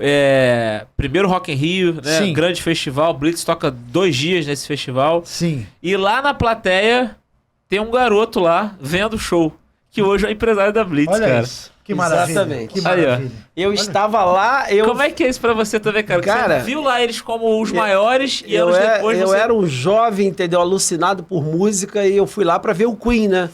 Eu fui lá porque eu vi o Queen, Fred que eu era Mercury. muito fã do Fred Maravilhoso. Mercury e tal, Rod Maravilhoso. Stewart, que era tudo assim que eu queria ver. E na realidade eu fiquei encantado com a Blitz. Que eu vi a Blitz tocar no rádio, mas eu nunca tinha visto um show da Blitz na minha vida, né? E de repente, o dia que eu tava lá, entendeu? Com lama no pé, aquela coisa, 250 mil pessoas, era um outro mundo, né, cara? Sim. Uma outra forma de ver a vida. Impressionante. Nada era dificultoso, entendeu? Vamos nessa, andava a pé, aquela área toda ali da Belardo Bueno, entendeu? Até chegar no local do Rock in Rio, cara, que hoje é tudo asfaltado, né? Era só Naquela época lama. não tinha nada disso, era só lama. E aí lá, cara, daqui a pouco anunciou, entra uma banda, um carro no palco, um cara dando salto mortal, um baterista, entendeu? Com uma bateria maior do que o Rock in Rio. Eu falei, que é isso, bicho? Uma coisa, uma pegada de gringo mesmo. E ali eu fiquei encantado com a Blitz. E depois de 30 anos, entendeu? Eu vim ser empresário da Blitz. E foi incrível, coisa, né? né, Porque cara? 20 e poucos o anos. primeiro Rock in Rio, né, teve características maravilhosas. Nossa Primeiro Senhora. que os Inesquecível. camarins do Internacional eram praticamente colados com o do Nacional. Então você via ali Rod Stewart, James Taylor, Nina Hagen, Al Jarreau, tudo ali no mesmo espaço que você, pegando uma comida, uma coxinha, alguma coisa. Que Você via o loucura seu isso. ídolo aqui, né? Tanto que um episódio muito interessante foi que o Rod Stewart, de uma hora para outra, resolveu fazer um esquenta no camarim. E a gente viu uma correria assim, né? E aí as pessoas começaram levando amplificador, bateria para dentro do camarim dele, né? E aí eu perguntei pro lugar, falei, o que é isso? Eu falei assim, o Rod Stewart resolveu fazer um esquenta dentro do camarim antes da apresentação. Meu Olha Deus, que loucura o negócio loucura. desse. A Jane Session ali antes pra começar. Antes de começar, né? E a gente muito próximo, eu me lembro da Glória Maria fazendo a cobertura, e a Glória, uma hora ela olhou no meu pescoço, eu tava assim com um monte de credencial, porque naquela época você ganhava não só credencial para ficar ali o dia inteiro, como você ganhava credencial para você colocar pessoas importantes lá dentro. E aí a Glória falou, poxa, mas você tá parecendo um pai de santo com esse monte de credencial assim. E você sabe o que eu fazia? Como eu ficava lá o dia inteiro curtindo o festival em si, então tem aquelas filas enormes, né? Aí eu vi uma garota bem bonita, eu falei, você tá aqui? Eu falei, dificuldade para entrar, que não sei o quê. Eu falei, não, pera um pouquinho, toma isso. Seus Sei. problemas acabaram. Seus problemas acabaram. Vai, Juba! Vai, Juba, E, cara, eu me lembro disso, como era, assim, prazeroso estar lá o dia inteiro, né? Direto. É um negócio incrível, cara. E aí, 40 anos depois, vocês estão fazendo Rock in Rio naquele showzaço que vocês fizeram. Que maravilha, né? no E nós Sunset. fizemos o Palco Mundo em 2015, né? Fizemos 2015. Que você tava lá, né, Rodrigo Lemos? Eu tava. E lembre-se que fizemos o primeiro Rock in Rio, tocamos 2 vezes no Palco Mundo, porque a gente tocou num final, numa semana e no outro domingo Na também. No Em Palco 85. Mundo. Então fizemos o Palco Mundo 2015, né? Com toda aquela galera. Fizemos tudo, pô, maravilhoso. E eu te pergunto assim, Juba, naquele momento da pausa da Blitz, que você foi pro mercado empresarial. Sim. Você em algum momento imaginou que a Blitz voltaria com essa força toda e hoje completando 40 anos desse patamar? Aquele momento aconteceu um episódio engraçado, porque quando o Evandro me ligou, eu falei assim, porque Evandro estava muito entusiasmado. Pô, as pessoas me param, me falam, vamos voltar, Juba, não sei o quê. Aí eu falei pra ele, pô, Evandro, mas vai ser aonde? Ele falou, cara, tem um canto do arpoador ali. E eu já falei com o cara, vai ser ali e tal, não sei o quê. Eu falei, mas Evandro, você tem certeza que você vai dar certo? Não, cara, é muita gente me perguntando. Aí eu falei, bom, vamos lá, legal, já se passaram 8 anos, né? Vamos ver quem tá interessado em ver a Blitz, né? E aí a gente foi anunciado para um sábado. Olha, sábado tem Blitz no Arpoador. Inclusive, eu não me esqueço jamais, porque quem anunciou foi aquela mulher, a Cláudia, aquela esposa daquele cara que depois foi preso aí na CPI. Ela trabalhava no jornal Eu sei, hoje. Cláudia, bom, enfim. Eu sei que é. Aí ela anunciou, quando foi na sexta-feira, começou o tempo a fechar, no sábado, caiu o mundo. Aí eu me lembro da Cláudia, apareceu e falou assim, olha, o show da Blitz será adiado para a semana que vem, pela impossibilidade de se fazer o show, porque o Rio de Janeiro está inundado e tal. Passou a semana, eu falei, cara, que loucura, já estava tenso, né? Agora adiou, vai diminuir o público, né? E aí, quando foi na quinta-feira, começou a pretejar de novo o tempo. Sexta-feira, eu falei, meu Deus do céu, de novo. Só que ao invés de cair o temporal na sexta, no sábado, caiu na sexta, desmontou o palco inteiro que tinha sido montado. E aí foi adiado de novo. Adiado novamente.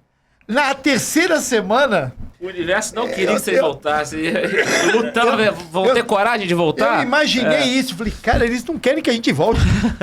Aí, quando na terceira semana foi engraçado, porque eu namorava com a garota na Miguel Lemos, aqui em Copacabana, e o show ia ser tipo 19 horas. Aí, quando eu pego ela na Miguel Lemos, fui virar à direita para ir para o arpoador, tava uma muvuca ali no túnel ali. Seu guarda, por favor.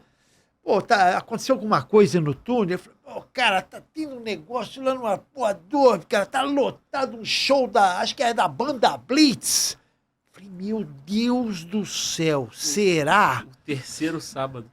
Quando a gente tá chegando perto, bicho, aquele mar de gente. Mas era gente. Parecia Réveillon, Rodrigo. Caraca, Parecia Réveillon. Nós subimos, juro por Deus. Isso é 90 aí? 94, exatamente em 94. Uhum. Quando a gente subiu ali, as pessoas que... o Barreto, a Márcia, as pessoas que ainda do grupo antigo, né? Da formação anterior, quando eles viram aquilo, foi uma loucura. Meu Falei, Deus. nossa senhora. E depois dali vocês nunca mais pararam? Não. Dali, né? O show foi um sucesso, uma maravilha. A única coisa que já estava acordada é que a Fernanda não faria parte, porque ela já estava com a carreira solo já engatilhada para lançar o álbum. E aí, quando foi na segunda-feira, nós nos falamos no domingo, pessoal, vamos nos reunir, porque voltou tudo. Aí nos reunimos na casa da Márcia, que era a outra cantora. Sentou todo mundo ali. Bom, pessoal, voltou, que maravilha, nos abraçamos. E aquela felicidade lá, até que o Evandro, por justa razão, tinha sido dele a ideia de voltar, e ele já estava um nome fortíssimo, né? Fazendo televisão e tal. E as outras pessoas estavam praticamente esquecidas. Passaram 8 anos, apontar alguém da Blitz na época, ninguém ia saber quem era. Sim. Ele falou assim, olha, eu acho justo eu ganhar pouco a mais na divisão aqui das coisas. Aí, imediatamente, 3 pessoas levantaram. Não concordo, não quero, tem que ser igual antigamente, não aceito. E aí, a gente... Inviabilizou a volta. Uhum. Naquele momento, Evandro chegou e falou assim, quer continuar? Quero. Quer continuar? Quero. Aí, vamos voltar, então. Quando nós começamos a fazer uma agenda, aí essas 3 pessoas que não toparam, e isso entraram na justiça contra a gente. Aí tivemos algumas idas, e aí resolveu-se que a gente poderia trabalhar com o Blitz, e aí estamos aí, 40 anos. Seguimos em frente. E você nota uma coisa, né, que é a primeira vez na história da música que um show ser adiado 2 vezes serviu de mídia. Impressionante. Porque cada vez que adiava, aumentava o público. Aumentava. Com certeza, na primeira semana, tinham 4 mil pessoas.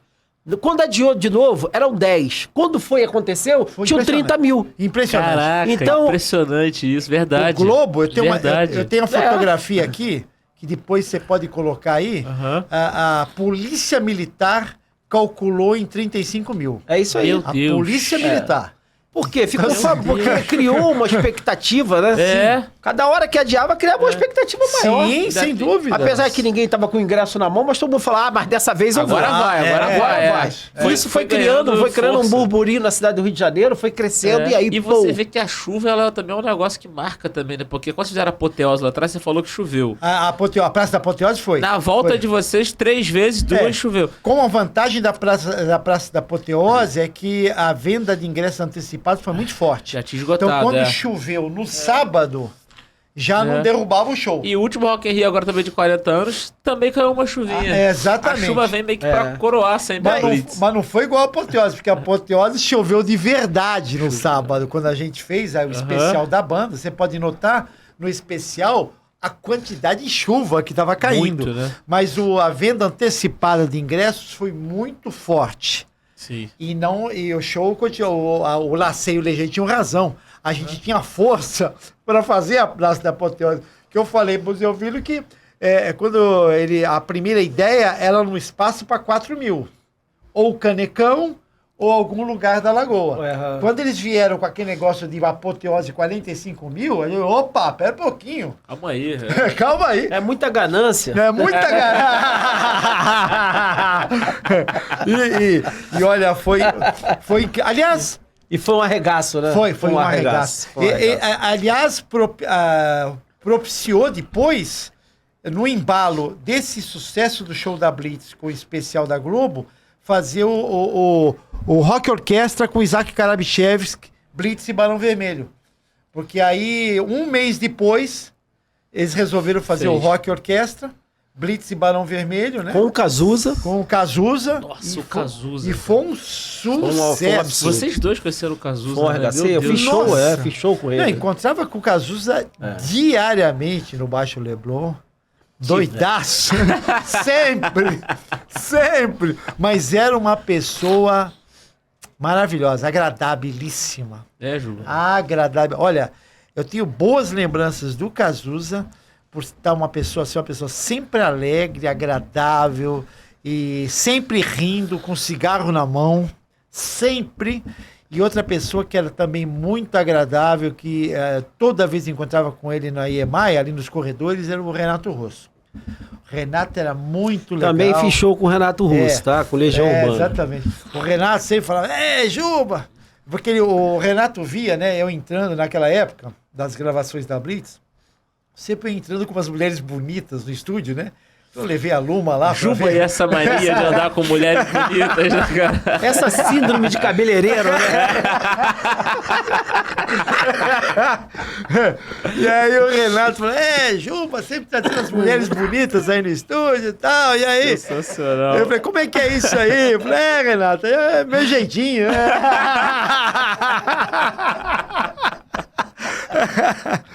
Sensacional. Né? Isso que é viver, né? Eu brincava. Feliz. Eu brincava com ele. Eu falei assim, mas você está sempre com os caras bonitinhos aí, né? Meu. Aí ele falou assim, a minha banda só tem cara, só bota cara bonito, Ju.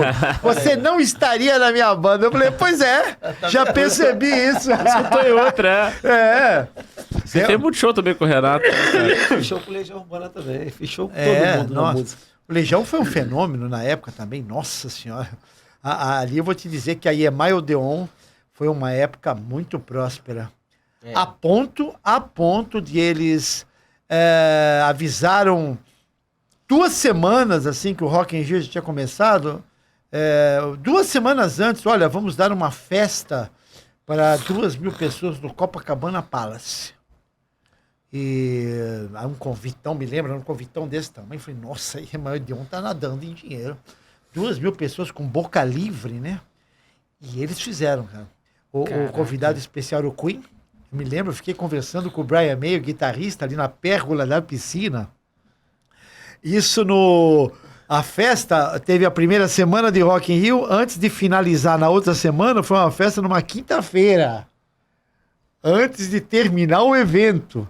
Para 2.000 pessoas, só tinha gente de gravadora... Todos os artistas da companhia, boca livre. E é lá que eu tive a honra e o prazer de ficar conversando com o Brian May lá na festa. Tava a Nina Hagen, Al Jarreau, todo mundo, pessoal do B52. Todo mundo aproveitando as aéreas do Rock in Rio, né? Todo mundo aproveitando o dinheiro que a IEMAI Odeon naquela época devia estar ganhando, né? Porque, nossa, você imagina, né? Os artistas daquela época. Bom, era outra parada. Não precisa falar mais nada. A gente fazia divulgação, era almoço, né? Os divulgadores, a banda, não sei o quê. Em média, eu me lembro que quando a gente assinava os cheques ali de almoço do mês, era coisa de 30 mil por mês. Só de 25, almoço. Só de almoço de lugares que a gente ia divulgar, ia na rádio, né? Depois ia almoçar no Antiquários. Ia almoçar não sei aonde. Mas isso, a venda de disco pagava tudo isso, né? Pagava. Antigamente era muito rico isso, vendia-se muito, né? Exatamente, então, esse era o motivo. Vendia muito, vem muito vinil. CD, vinil, CD. Nossa, a indústria era muito rica, né? E lembre-se, totalmente diferente de hoje, né? E lembre-se que um bom contrato antigamente, dos 100% que você vendia um álbum, quando você tinha um contrato de 11%, era maravilhoso. 11% pro artista, né? A gravadora é bom falar isso 90, porque... 91, de imagem de que eles diziam, é muito custo. A Blitz, no primeiro CD, deve ter alcançado uns 5 milhões de cópias, né, Jumbo? Eu acredito. Para eles terem prestado atenção, para eles terem prestado contas de 1 milhão, 5 milhões. com certeza deve ter Uns 5 vendido. milhões. É engraçado porque hoje em dia eu converso com os artistas e hoje em dia no royalty, geralmente o artista tem 70 e a distribuidora é 30. E os caras ficam putos. Fala, porra, 70 tinha que ter mais. Falei, cara, você tem que conversar com a galera antiga, pra vocês saberem como que eram as porcentagens. Já que você acabou de falar, 11% era um contrato sensacional. Esse é um contrato maravilhoso, porque a maioria ganhava 5, 8. Que loucura. E tem um detalhe, por causa dessa defasagem do que se ganhava, todos os artistas que eram o meu cabeça de grana da gravadora, né, os caras que atraíam o maior volume de dinheiro da gravadora, sempre estavam putos da vida, contratando advogados, né? Para poder... Não, cara, eu tenho certeza que eu vendo buscar 4 a prestação vezes mais, de contas, né? a prestação de contas, e aí A contratavam... transparência não era muito grande. Contratavam advogados caríssimos, né? E acontecia sempre a mesma coisa. Você pagava uma grana enorme para o advogado, depois de 3 meses, chegagava para a gente e falou, eu chequei tudo direitinho, tá tudo certo. Esquenta a cabeça que... É isso aí. Ou seja, eles dos dois lados, né? A gravadora... Você só criava uma celeuma, né? Entre o artista e a gravadora. Você passava a ser visto como uma pessoa problemática. No fundo, você nunca conseguia alcançar êxito financeiro processando ninguém, entendeu? Isso em relação à minha época já veio melhor. A transparência, né? A transparência já... não existia transparência porque até então a gravadora era como você ter um sócio que ele não prestava contas, né? Você fazia... tinha uma fábrica de camisetas. Quantas camisetas você fez? 20 mil. Você falou assim, nossa, mas parece que é 100 mil. Eu falei assim, não, acredite em mim. Era assim. Pronto. E um abraço. Não tem como questionar. Não tinha como... Um abraço, foda-se. E já que um Foda-se. advogado que você pagou disse que checou as contas, que tá tudo certo, você ficava assim, e agora? Não tem o que fazer, não tem pra onde ir. Não tem pra onde ir. E na realidade também, né, fazer aqui agora uma de advogado do diabo, sabe? Porque é muito cômodo a gente concordar com quem ganhou, né? Claro. Eu acho também, sabe, que muitos artistas deveriam agradecer muito a muitas gravadoras. Sim. Muito, porque tem certeza. muitos artistas aí que foram sucesso devido justamente à gravadora acreditar, porque senão ele não chegaria onde ele chegou e não estaria gozando, né, até hoje. E como a gente vê aí atualmente, né? Tem muitos artistas aí que às vezes viram as costas pra gravadora, né? A gravadora investe, acredita, tira o cara do nada. Depois que o cara vira alguma coisa, entendeu? Ele passa a xingar a gravadora e achar que a gravadora não presta. Eu acho que não é por aí não, entendeu? Tem que ter um equilíbrio, Não tô aqui defendendo a gravadora e também não tô criticando os artistas, mas eu acho que a gente tem que também ter um pouco de gratidão em relação a isso. O problema todo no Brasil, Rodrigo, que era o seguinte, o que se ganhava com show era muito alto. Então, era uma briga que você fala, eu vou começar a desenvolver essa briga com a por gravadora. uma fonte de renda que nem a minha principal. Por causa da fonte de renda do vinil, e eu tô ganhando muito bem com shows, tô levando uma vida boa, você praticamente desestimulava você levar aquela coisa à frente, né? Porque se você não tivesse outra fonte, aí sim, aí você ia brigar forte com a gravadora. Mas na medida que você, com os shows, ganhava muito bem, aquela fonte ali, você fala, Bill, será que é eles que estão criando o fato de eu poder ganhar bem com shows? E fica aqui até um questionamento aí para as pessoas pesquisarem, principalmente você, Rodrigo Lemos, que é um grande pesquisador, né?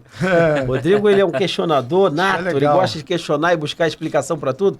Eu queria que você me apontasse artistas que ficaram ricos processando gravadora e artistas que acabaram a carreira por ter processado a gravadora.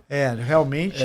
Se você buscar isso, você vai ver que o número de artistas que se incompatibilizaram e saíram do mercado fonográfico por ter sido considerado problemático é muito maior do que artistas que conseguiram ganhar dinheiro processando gravadoras. Eu acho que se os artistas estavam descontentes, saem. Nada mais natural...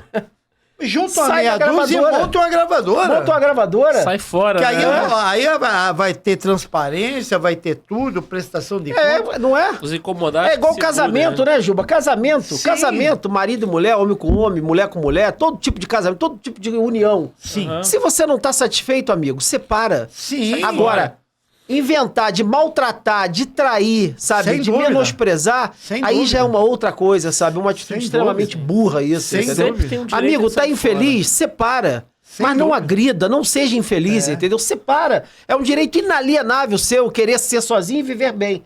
Agora, dividir um lar, proporcione e viva o melhor que você puder, entendeu? Agora, a falando relação profissional, pessoal também. Sim, já que você falou de casamento, qual o segredo pra vocês estarem nesse casamento? Que vocês têm um casamento que é a banda, né? Vocês são.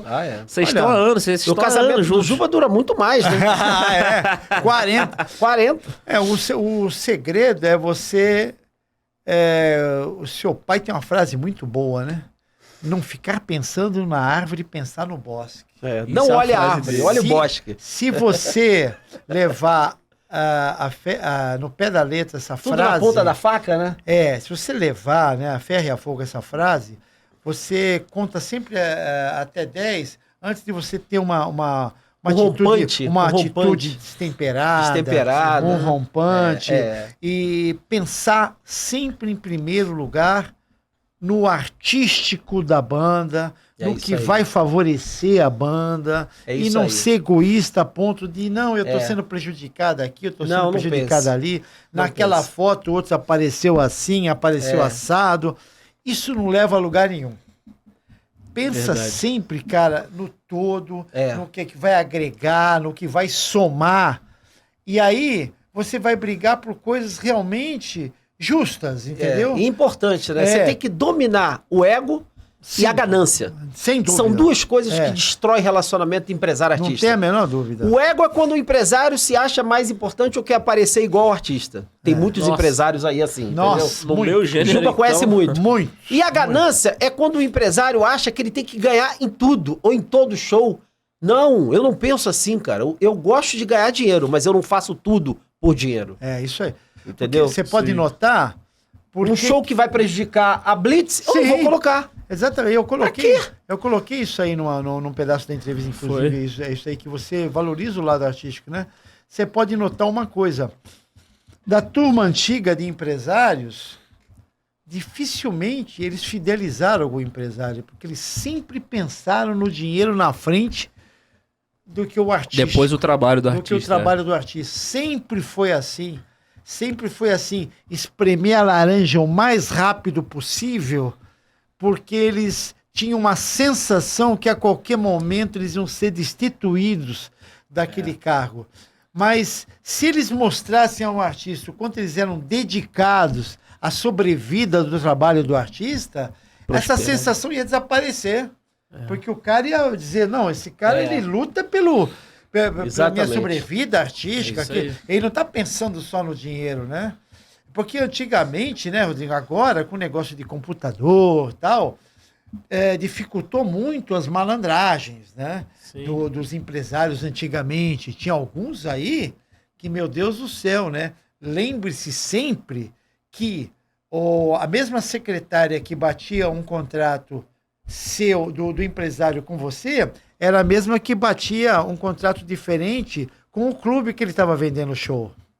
Então, os contratos eram sempre e nunca eram confrontados. Dificilmente você conseguia chegar num clube... Checar. Há 2 meses atrás, que você fez show num clube há 2 meses atrás, e falar assim, pô, me arruma um contrato aí do meu escritório. Sempre a primeira reação na secretaria ou do diretor era ligar pro empresário. Falou, ó, tem um cara aqui da banda querendo saber aqui do contrato. Entrega, não entrega, como é que é? Caraca. Esse é o primeiro passo, que então você nunca conseguia desvendar o quanto o cara estava te passando para trás. O segundo ponto é que lembre-se que, antigamente, quando você colocava 4 mil quilos de excesso, ou quando você colocava passagem a mais, se a banda era de 16, você 20 bilhetes aéreos, 4 mil quilos. Esse mando era de quem fazia o contrato. Então, quando você não utilizava... E as passagens não perdiam, né, Juba? Não, você virava... Esse detalhe, viu, meu filho? Transformava-se em dinheiro. Transformava em MCO. Em MCO. Que era um crédito que você tinha. Em grana. Meu Deus. Então, se você, em cada show, você colocasse 6 passagens a mais, em 10 shows, você tinha 60 passagens. Que transformava você em dinheiro. Em crédito. Em crédito. Tanto peso... Você poderia viajar para o exterior. Passagem. Poderia viajar para as Bahamas, entendeu? Com esse crédito. Não, mas melhor do que isso, isso, as companhias aéreas, a Transbrasil, a Varig, eles davam um desconto de 10% no que ia depositar na sua conta 30 dias depois, só descontava 10% e depositava em cash na sua conta. Deus. Então, tudo que você botava a mais no contrato, passagem aérea, o cara ia excesso de levando. peso, isso fazia parte do ganho dele. É. Então, ele ganhava 15% ou 20% ou 10%, que era o combinado com o artista, e os extras Mais esses extras, meu de contrato. Então, girava em torno de 40%. Meu Quando Deus. se colocava na É. ponta do lápis, A época é outra, né? a Por época isso- era outra. Por isso que você vê, assim, que os empresários que continuaram com suas bandas, estão aí até hoje, são os corretos. Você vê Sim, o Paralamas lá, pega o o Zé cara Fortes, que tá é claro. o Zé Forte, ele é Zé Claro, Lemos, a galera exatamente. que... Agora, esses outros todos Ficaram no meio da estrada. ficaram no meio da estrada. Ficaram no meio da estrada. Eu sou o empresário mais longínquo da Blitz. Sim, sem dúvida Não é? nenhuma. Sem dúvida Aí, nenhuma. Isso é foda. 15 anos. Eu acho Sem- que a Blitz nunca teve um empresário sem dúvida. 4 anos. Não, sem dúvida 2 nenhuma. anos. Sensacional. É porque uma grande parte, né, não pensava, né, como seu pai é obstinado no lado artístico. Alinhou a filosofia dele, é o cara que pensa no artista, a Blitz é uma banda Sim, que pensa no artístico. exatamente. Vocês alinharam a filosofia. Sempre. Nunca seu pai botou o dinheiro na frente. Sempre se vai agregar, se Isso vai aí. somar É. o lado artístico da banda. Pô, isso é muito E legal esse é o de ver. motivo, né? Isso é muito legal Esse de é o ver. motivo. Então, acho que foi um casamento aí perfeito, né? Se há um casamento perfeito, né? O casamento que deu certo tá aqui, ó. Tá Exatamente. vendo? Daí uma prova que o casamento deu certo. É o isso casamento aí. perfeito, né? Olha, eu quero agradecer a vocês dois. Juba, pô, principalmente você Porra. ter vindo aqui, Juba. Rodrigão, Muito obrigado. Presença sensacional, histórias Eu- maravilhosas. Passou 2 horas, eu nem senti. Mentira. É. É mesmo? É, Pô, que cara. bacana. Sensacional. Então, o papo, quando é bom, a gente não sente o tempo. percebe. pisa no acelerador e vai Dá embora. pra voltar aqui várias vezes, falar um episódio só de Nova York, um episódio só de... Sim, Nossa. Além sem disso, ó, dúvida. o Juba é o cara que mais conhece restaurantes do Brasil. Vai fazer um episódio só de Olha, restaurante. nem falamos da minha coleção, do meu lado bitomaníaco. Meu Ah, Deus. tu falou, pô. O rei dos vinis. Olha, é o eu cara acho que você vai ter que ter um podcast Parte 2 com o 2, Juba. parte 2. Parte 2 com o Juba. E agradecer você também, meu pai, Que Eliezer. isso. Obrigado por estar Pra aqui. mim é uma honra. Muito Olha. legal, pô, ter 2 blitz aqui, ó. Nossa, olha, Que honra. eu vou falar uma coisa. Eu tenho orgulho de ter amizade com esse pai, com esse filho aqui, porque eles provaram uma coisa na vida, né? Eu, debaixo dos meus 70 anos, a gente prova amizade com outra pessoa na hora das dificuldades. E eu já tive essa prova com o pai e o filho que estão aqui na minha presença, que na época de maior dificuldade da minha vida, as primeiras 2 pessoas que apareceram na minha casa chama-se Eliezer Lemos e Rodrigo Lemos. Então eu tenho uma gratidão eterna pela amizade dessas 2 pessoas aqui. É isso aí. Muito obrigado, Juba. Porra. Muito obrigado e acho que é o que você falou no começo. É isso que faz essa profissão ser tão maravilhosa. São os amigos. Não tem a menor dúvida. É isso. Rapaziada, mais um episódio de Música e Dinheiro. Espero que vocês tenham curtido. Juba e a presença especial aqui, Eliezer Lemos. Até a próxima. Tamo junto. Valeu. Maravilha! Prazer! Aí. Pô, sensacional. Sensacional, foi muito bom mesmo, hein? Uh, Arrasou! Quando o cara bom. do outro lado bate palma, que o podcast foi bom. O diretor batendo palma, porque o negócio deu certo.